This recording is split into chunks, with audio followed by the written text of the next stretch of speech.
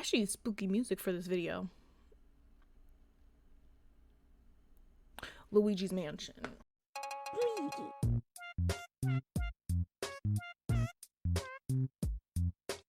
Hey, how you doing? How you feeling? My name's oh fuck, I hit the my name's Phalafel. So if you're watching this right now, you may already know that I am a cosplayer and I really love video games, but what I also have a deep love for is horror manga. It's my favorite manga genre. You can't really say horror manga without mentioning Junji Ito, right? My favorite mangaka of all time. A lot of his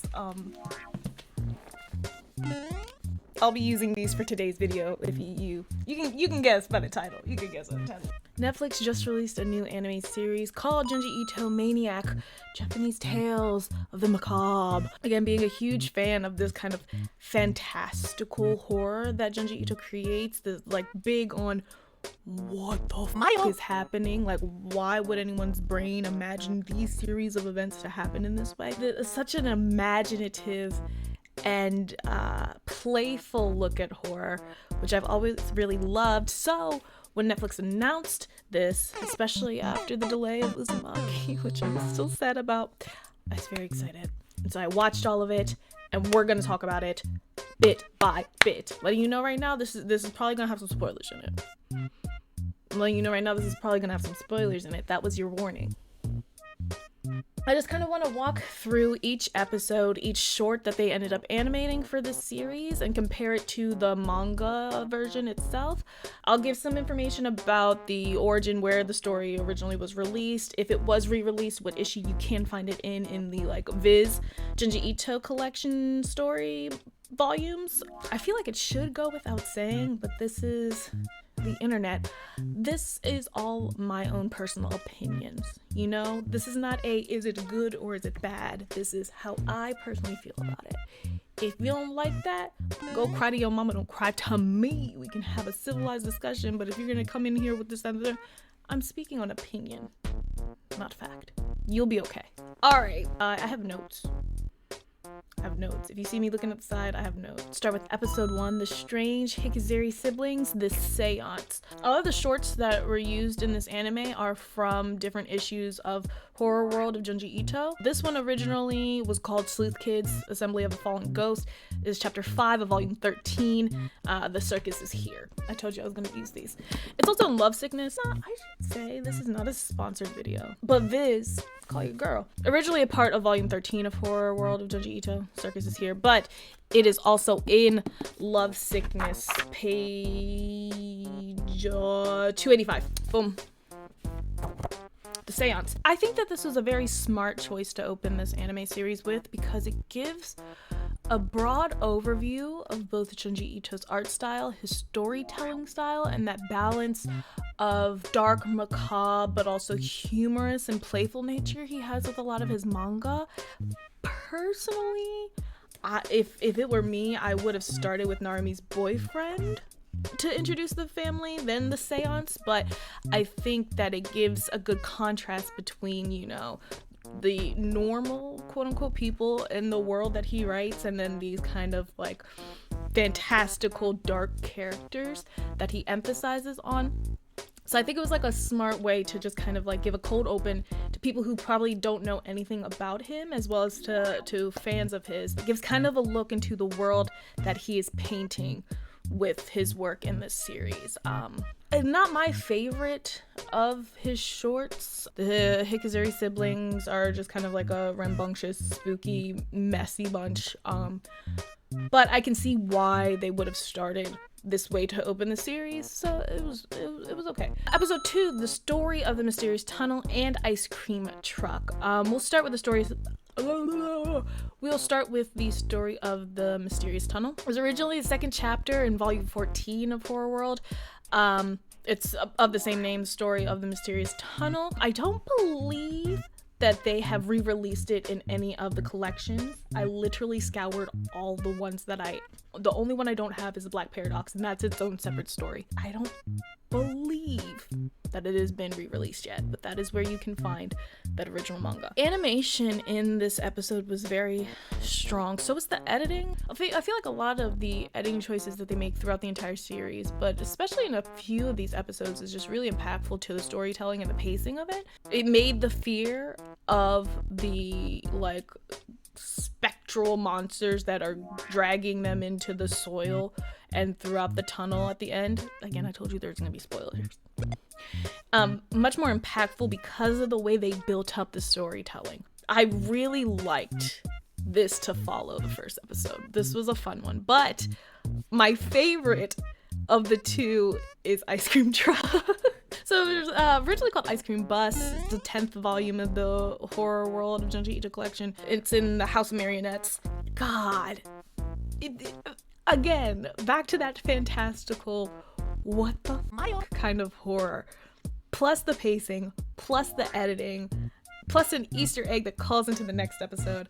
I don't know. I really enjoyed it. It is like a very light switch to kind of the heavy dark undertones that we got from the first two episodes of this like, oh, like happy little ice cream truck that these kids just love, turning into this like cannibalistic, like, the cut alone where he pushes his kid to try to stop him from eating the other children and his head falls off. And then we just cut straight. Like, that was just... The Ice Cream Truck is probably one of my favorite shorts that they have in this anime. A twist that you couldn't really see coming in that way. All these kids get onto this ice cream truck and you can think any sinister thing, but you don't imagine that they are slowly eating each other while turning into ice cream. Like, what? Like, oh. Damn. Episode 2 is like really, really strong. Episode 3, Hanging Balloon. Hanging Balloon is probably one of my favorite Junji Ito short stories. I remember vividly the first time that I read it, and it's again a callback to that very like imaginative and fantastical, strange horror. Originally, it is the 6th chapter of volume 4 of Horror World, The Face Burglar. It is also, let me cover that because if my tryptophobia people, this whole cover is kind of gross. It is also in Shiver. 113. Shiver in general, between Shiver and Smashed, those are my two favorite of the Viz collections. Just because the curated stories in it are like just really, really good. So it's also called Hanging Blimp. I was very happy with how they animated this story. First off, again, call back to the idol who, you know, trigger warning as well, because we're talking about horror things. So a lot of the themes that are in this are very dark. To the idol star that hung herself, to find out that that's not actually what happened, and it's just giant blimp balloons that have the faces of the people of the town, and the ropes from the balloons are hanging them and flying into the air. It's so bizarre. It's excuse me? So bizarre of a concept. And then if you puncture the balloons, or if anything happens to them, then that happens to the person itself. It's so strange, but so terrifying that there is no solution. That's my favorite kind of horror. That the inevitable is here, right? Those things are just still gonna be around trying to get you. They've gotten everyone else. It's so final. And that's what's terrifying. And that's why I like it so much. And giving Hanging Balloons a full episode just felt so great. Full 22 minutes to just sit in that fear that whatever that thing is supposed to be, it is going to get you eventually. It was great. Episode 4, we're broken back up into 2 parts. We have The Room with 4 Walls and Where the Sandman Lives. This is the first time while watching this that I am like truly conflicted with my feelings. Let's start with The Room with 4 Walls. It's also known as Silent Room. It's chapter 2 of Suichi's Diary of Curses. I can't stand anything that involves Suichi. I know that he is like a pivotal, you know, a staple character in the world that is Junji Ito's horror. I just think he's annoying. I don't find anything particularly fearful or scary. I just think he's just like an annoying kid, and that's very much the purpose. Like, nobody is intimidated by Shuichi until his like adult years, when you get into like the, you know, the haunted family and all that kind of thing. Yeah, if you go to the mystery of the haunted house, the Shuichi's version and things like that, like that, I find that arc to be far more interesting and far more strange and bizarre than his child self. In the room with four walls, as like comical as it's supposed to be, I just got annoyed watching it personally. It was not my favorite. This whole building the room this way, sludge in between the walls and all, like, who has time? Why are we doing this? Ooh, I don't know why Shuichi annoys me so much. I just get mad. But where the Sandman lives, another very tantalizing and strange tale. It's also called Den of the Sleep Demon, 5th chapter of the House of Marionettes, which is the 10th volume of Horror World of Junji Ito. It's also in the Museum of Terror, volume 3, but it was also a part of a re-release. I'm like drowning in books. In Deserter, and it is page 57. Here's the, oh yeah.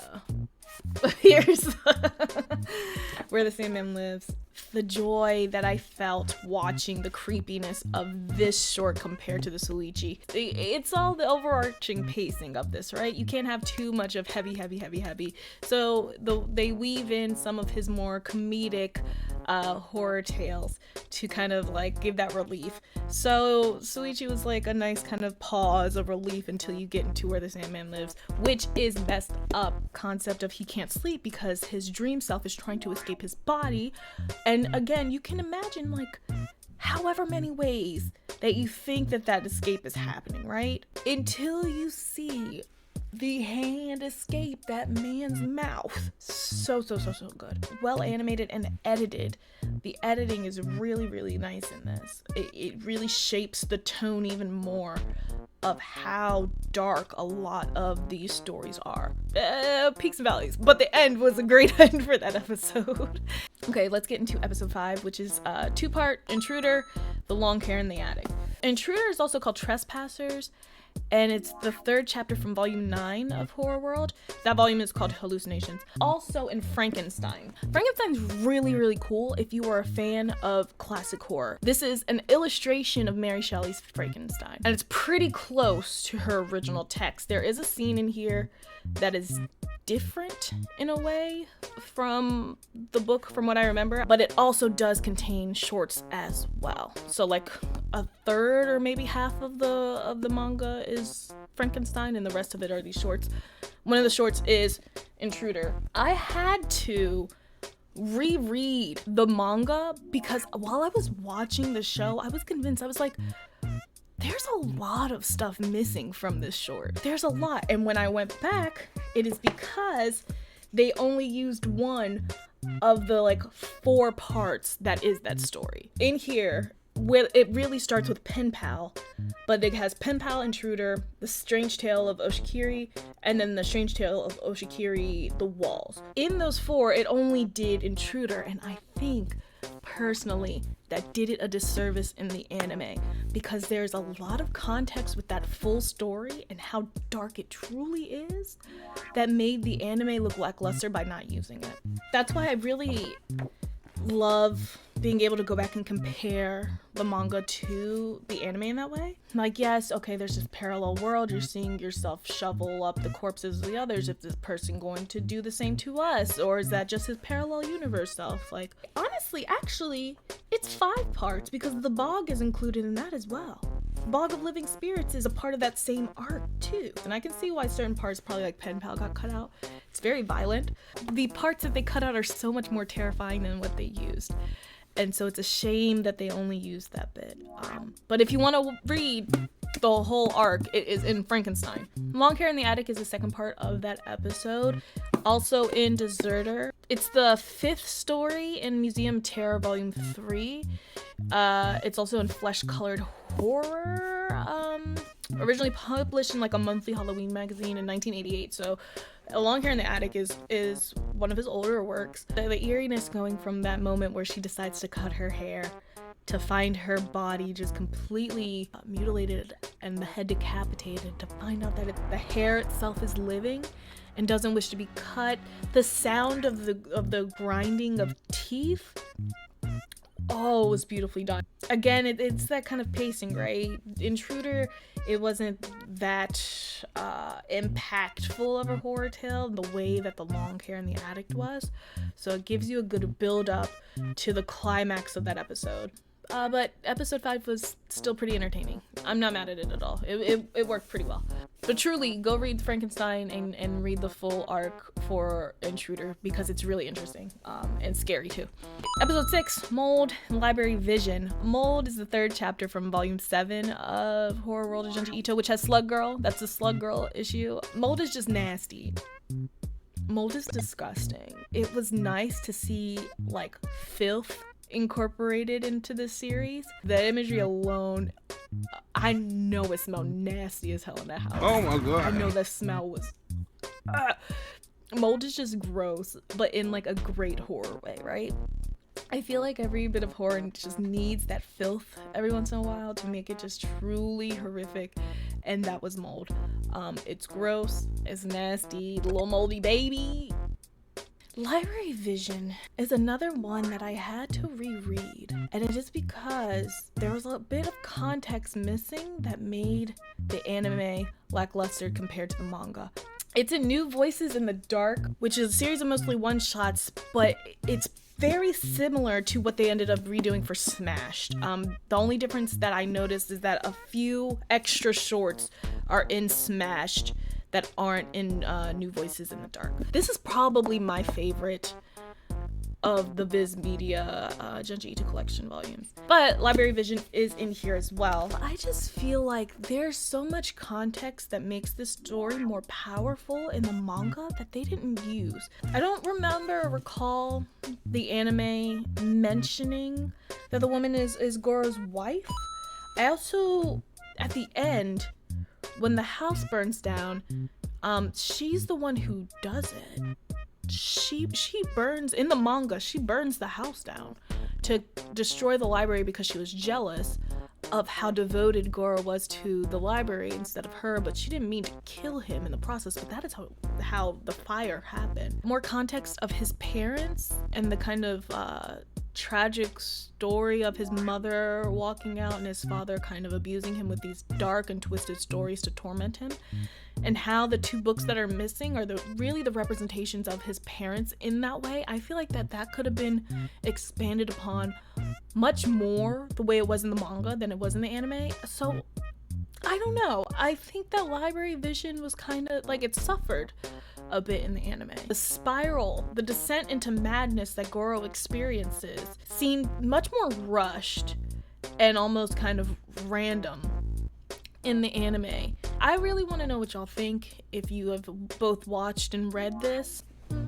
Episode 6 was okay. It wasn't my favorite, certainly, especially after Library Vision. We're passing over the halfway point of the series now. We're going into Toontown. This is also called Streets of Gravestones. It was originally in the 13th volume of World of Horror. The circus is here, but it will be the title story for the new collection coming out in March called Tombs. I'm glad that this story got a full episode. This town with this curse where once something that's living dies, in its place will grow a tombstone. Bizarre and fantastical aspect of death and horror. The 2 main characters ain't shit. They hit that girl. It was terrible. But I really enjoyed how this episode played out. The ending after throwing her body into the well. Like, I think that it was very powerfully told. So I'm very excited for the release of that collection, to reread it and then compare it to the show again. But I like Toontown a lot. Episode 8 has two-parter, Layers of Fear, and The Thing That Drifted Ashore. Again, peaks and valleys. I wasn't crazy about this episode. It was all right. Layers of Fear is a one-shot that was published in 2017 to celebrate and commemorate the 30th anniversary of Ito's manga career. Layers of Fear makes me uncomfortable, and it's the skin picking and peeling aspect of it. It's just like very, very cringe. Mother-daughter dynamics of this kind of crazed obsession was very strange to experience. The mix of all of these tropes worked well with each other. Physical and emotional horror in that sense. It's kind of funny. The way they drew her body after they peeled back all those layers and she had like her little baby face. I don't know, but Layers of Fear is interesting, and I'll give it that. The Thing That Drifted Ashore, it's the second chapter of the Slug Girl issue, volume 7 of World of Horror. I feel like this is another one of those shorts that should have had its like a full episode rather than just a bit. It kind of faded into the background compared to all the other shorts that were a part of this anime. But the concept of the Sea of Ocean and that fish with all those people in it and her seeing her loved one for the first time is now this kind of zombified like parasite that was feeding off of this weird alien fish creature. And the concept was there. I just think it could have been executed a bit better. It was given BT and Death Stranding. I don't know. All right, episode 9, which I would consider the climax of the entire series because it is built off of one of Ito's most popular characters, and that is the Tomie photo episode. Look how big this anthology is. You see this? This is a beefy book. You know, it's the classic tale of the strange but beautiful succubus girl who enchants men to the point where they kill her and then in the end die themselves. A classic, you know. So they use photo. Photo is page 117 in this anthology. But it was originally released in the Junji Ito Horror Comic Collection, first volume. Read it, it's a great read. She is wild. The people that she interacts with are wild. Probably one of my favorite shorts next to Hanging Balloons and Ice Cream Truck. It felt so familiar yet still refreshing to watch. The photographs with that like horrific growth of this demonic face that the two boys try to chop it off, and the screams while they're, you know, essentially cutting her head off. The hypnotic obsession that the boys in the school have over her.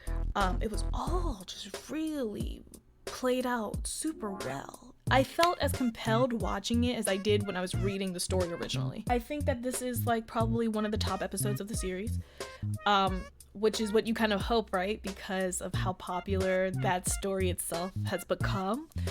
So I think that they did it justice. I don't know, I was very happy with it. Episode 10 is split back into two pieces. We have the Unendurable Labyrinth and then the Bully. The Unendurable Labyrinth is the second story in Blood Bubble Bushes, and then it's also in the 9th chapter of Museum of Terror Volume 3, but it was re-released in Deserter. Actually, both shorts from this episode are in Deserter. Boom! I found this episode kind of funny. I don't know what this is about me. The lead-up was really nice. The storytelling, the suspense of what cult essentially in the forest is doing and how they're training these people to go onto this like rite of passage walk when they make it into the labyrinth, and all the corpses are there, and this girl who is so afraid of being stared at and looked at. The moment that they open their eyes, the corpses, that sent me. I couldn't breathe. And it wasn't even built with the comical tone that like the Soichi episode and stuff. No, that shit sent me. Now, to juxtapose that laughter with the Bully, my laughter was killed immediately. It's the first chapter of volume 12 of Horror World. It's also in Museum of Terror volume 3, but it was re-released in Deserter as well. Look at her. Her little, ugh. Anything involving like child violence just makes me cringe. It was pretty heavy in the anime, just as much as the manga, so it was pretty close to the source material. But just an uncomfy story. A very strange obsession with abuse and how it reflects in both adults and in children. It made me uncomfy. So to go from laughing about the previous one to this one, it was just like, ugh. Bully was well done. It just like I didn't like watching it. Episode 11, The Back Alley and Headless Statue. Again, two separates. Back Alley is the 5th chapter of volume 12 in Horror World. Back Alley's pacing was good for a dull ending, right? Like, oh, she falls in the alley and the ghosts that come out every night are finally gonna get her, but we won't show you anything. Like, it could have been darker, it could have been grimmer. You hear the children laughing, but then that one brief moment, it gives you like a taste of the true dark like demon that is down there, waiting for the woman who trapped them, essentially killed them in that alley. It wasn't much of a payoff at the end, other than, oh, we saw this terrible person get justice in a strange and morbid kind of way, but we don't even actually get to see it. We don't get to see what these demons look like. It was almost like a little bit too much was left in mystery. We just got like a little taste, and I wanted more out of the Back Alley. Hella Statue, on the other hand, is that more? That was pretty gruesome. It is the 6th story in Flesh-Colored Horror, published in a monthly Halloween in 1995. It felt like an ode to like classic horror tropes and concepts. You know, creepy mannequins possessing human bodies by removing their heads and placing them on top. That's cool. What did she say? Like, it's cool. The gore of it was on point. I found it very satisfying of a story. It was a joy to watch, especially not getting the payoff. Like, I guess we were edged by Back Alley and then we finally got it in Headless Statue, but it just felt so familiar. It felt like horror home, you know what I mean? The Headless Statue felt like horror home, and I really enjoyed that, and a good way to kick off the finale of this anime. So episode 12 is Whispering Woman and Suichi's beloved pet. A nice kind of way to round out the series, with ending with just 2 obscure shorts from Junji Ito's mind. Whispering Woman, so it was originally released in Fragments of Horror. This is also another Viz Media collection. Ooh, I hit my mic. So I liked watching it play out. I wish they would have shown a more drastic decline in her like physical image, the Whispering Woman, while she was kind of wilting away and aiding the young girl that she was whispering to, because I feel like the transitions in the manga were a little bit more stark than how it played out in the anime. Just seeing that final panel after she chops her up and she's like, oh, because she told me to, like, she told me to kill that man. Like, it's just a charming story, and that sounds so weird because it's like, it's dark, like there shouldn't be a charm to it, but it is a charming horror story, again, in a way that like I wouldn't have ever predicted. You know, I wouldn't have predicted that this is how this story plays out, with this woman whispering every single thing that this very anxious and disturbed girl needs, essentially, to wither away into this phantom that still whispers in her ear. Chef's kiss. I really like watching it. Then we lead into the end, which is with Suichi's beloved pet, which is, funnily enough, probably the only Suichi bit I like, and it's because it's about the cat.